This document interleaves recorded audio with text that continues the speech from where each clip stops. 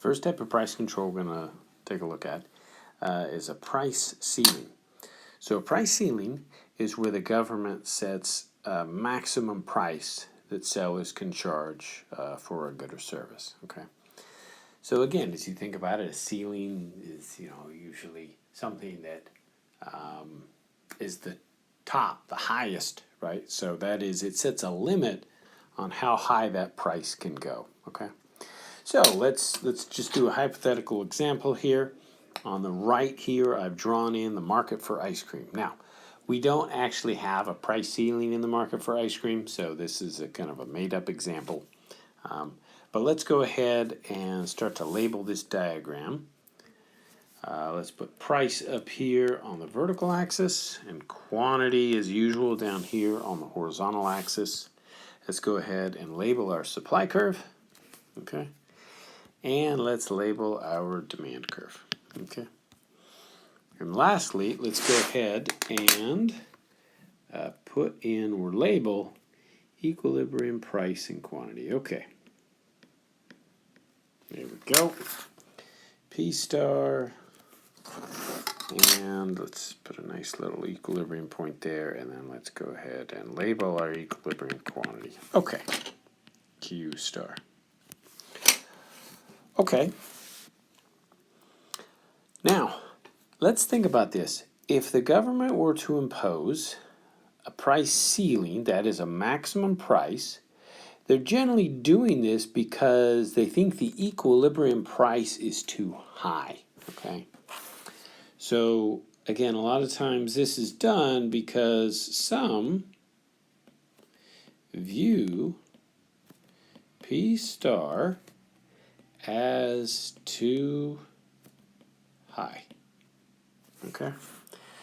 So that means if they're going to impose a price ceiling, that is a maximum price, it's going to be below our equilibrium price, right?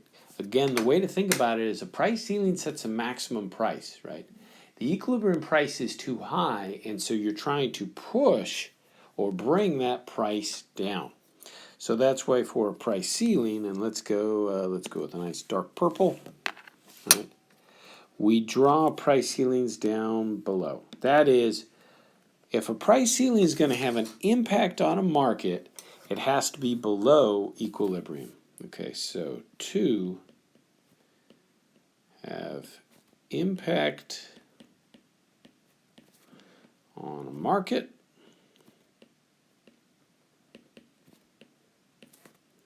the price ceiling, I'm going to label this, we could write out price ceiling, but a lot of times what we do is we just put a big capital P with a little c next to it. So to have an impact on a market, a price ceiling must be below our equilibrium price, P star. Okay.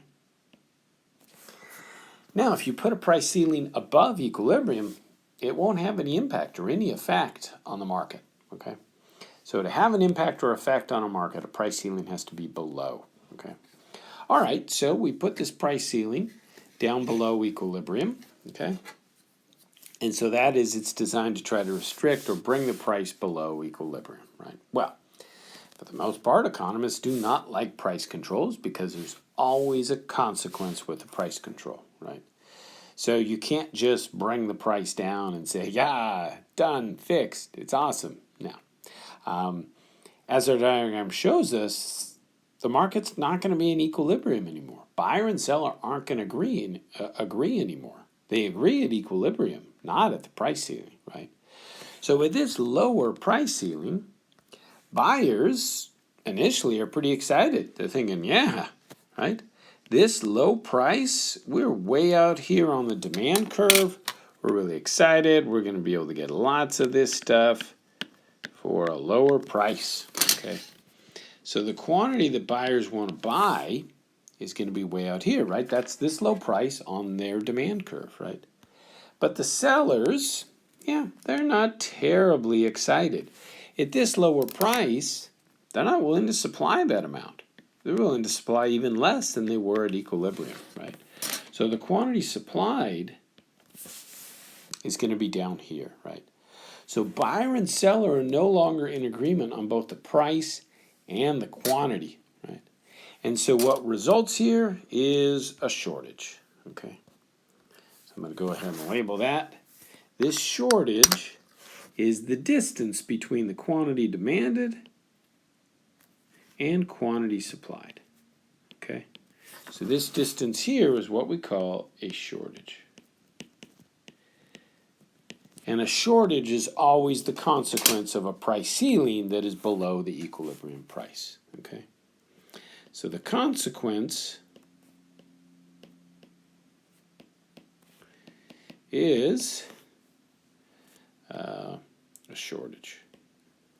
And a shortage is when the quantity demanded, that is the quantity that buyers want to buy at that price, is larger than the quantity supplied. That is the quantity that sellers are willing to sell at that price, right? So the result is a shortage, right? So this is why price controls generally cause problems in markets, right? They lead to shortages if it's a price ceiling, and as we'll get to in a little bit, we'll talk about price floors, which lead to the opposite situation, which is a surplus, okay?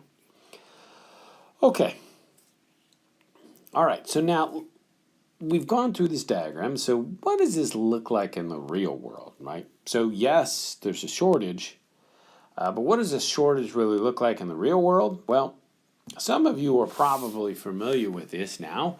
If you live in Florida, right, you've dealt with lines, right? And remember during COVID, people were lining up just to get toilet paper, right? So if there's a shortage of something, then a lot of times people form lines to try to get what's available or what's left.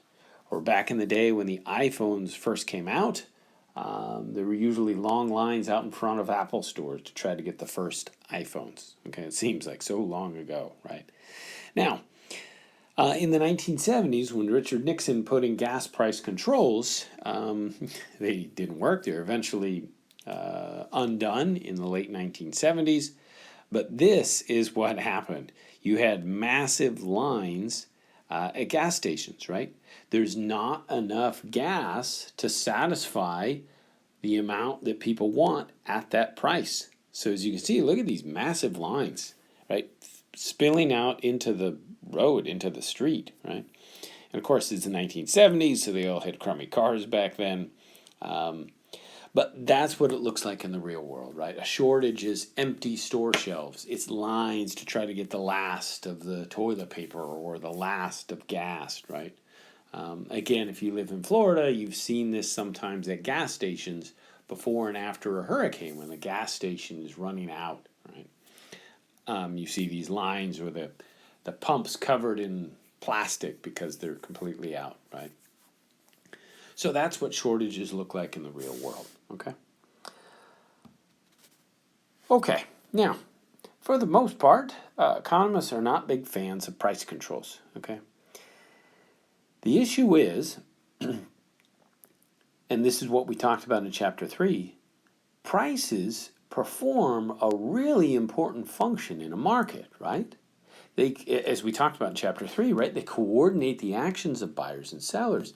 They transmit useful information, and they're a nice incentive for buyers and sellers, right? So prices play a really important role. So if you impose a price control, essentially what you're saying, if the government does this, is we are no longer going to allow price to allocate this scarce resource. But then it doesn't say what you should use, right? Oh, instead we're going to do X or we're going to do Y, right? So price controls are a blunt instrument, right? It's the government saying, don't do this, and then it doesn't say what you should do. It's like, well, okay, well, how do we allocate these scarce resources, right? So the naive assumption about price controls is that everyone obeys them, right? And we're human beings, right? We tend to skirt laws sometimes, right? How many of us have never driven over the speed limit, right? We've all driven over the speed limit, right? So in reality, price controls do two things, right? They stop market prices from doing all that coordinating and transmitting of information that we talked about in chapter 3, right? And what it does, whoops, whoa, what is going on here? Okay. All right. What it does is it forces people to use other means to ration the good, right? This is why we see lines form. Lines. I remember during COVID, families would split up, so they'd each have a pack of toilet paper, and they'd get in line so they could get even more toilet paper, right? So there's all kinds of different ways. So different means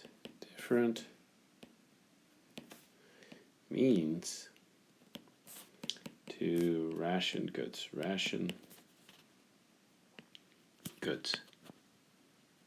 Right? Prices perform this function, and if you stop them from doing that, you're going to have problems, right?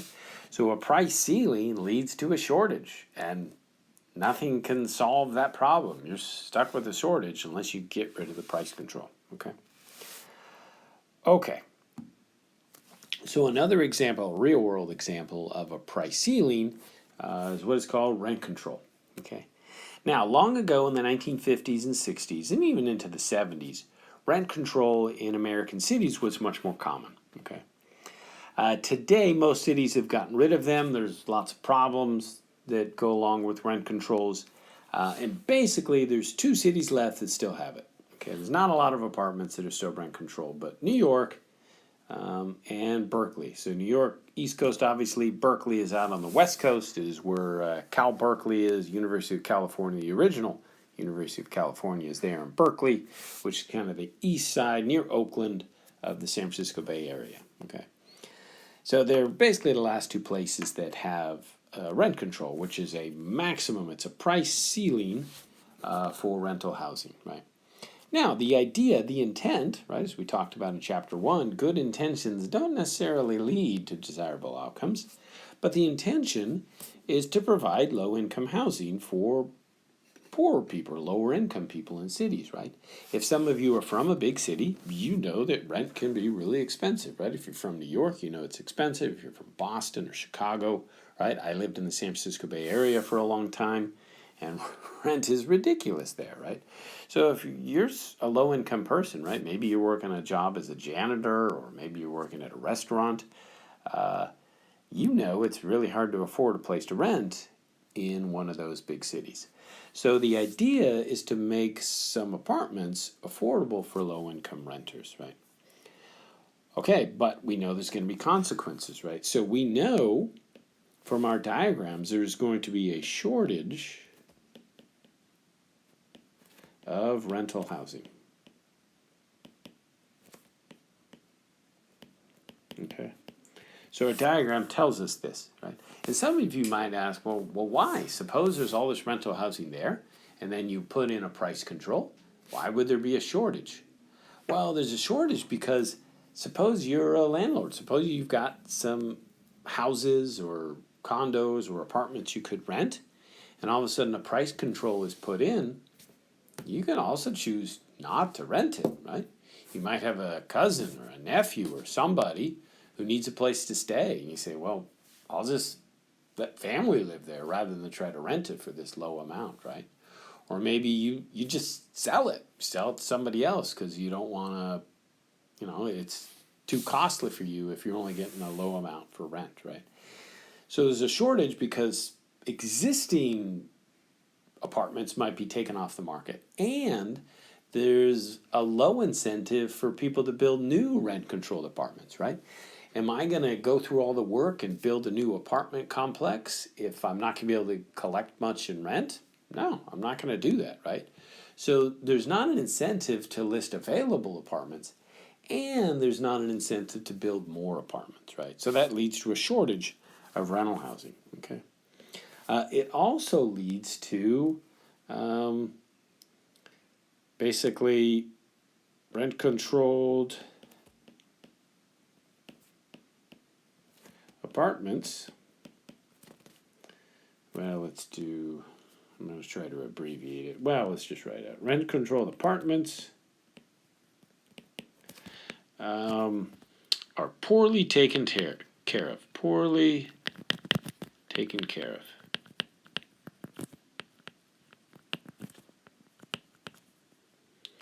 right? So if I can't collect that much in rent, then I'm going to be less inclined to put in new carpet or fix the leaky sink or fix the toilet or repaint the place, right? Because that's costly. And if I can't collect that much in rent, then I'm not going to do as much maintenance on these apartments. And that's generally what happened, right? So what became known as the projects, those were all rent controlled apartments in big cities, New York, Boston, Chicago. And they all just started to fall apart. The landlords just stopped doing maintenance on the places. And so many of them were eventually just bulldozed, right? Yankee Stadium in the Bronx today is built on the old projects, right? The old rent controlled apartments that used to be there in New York.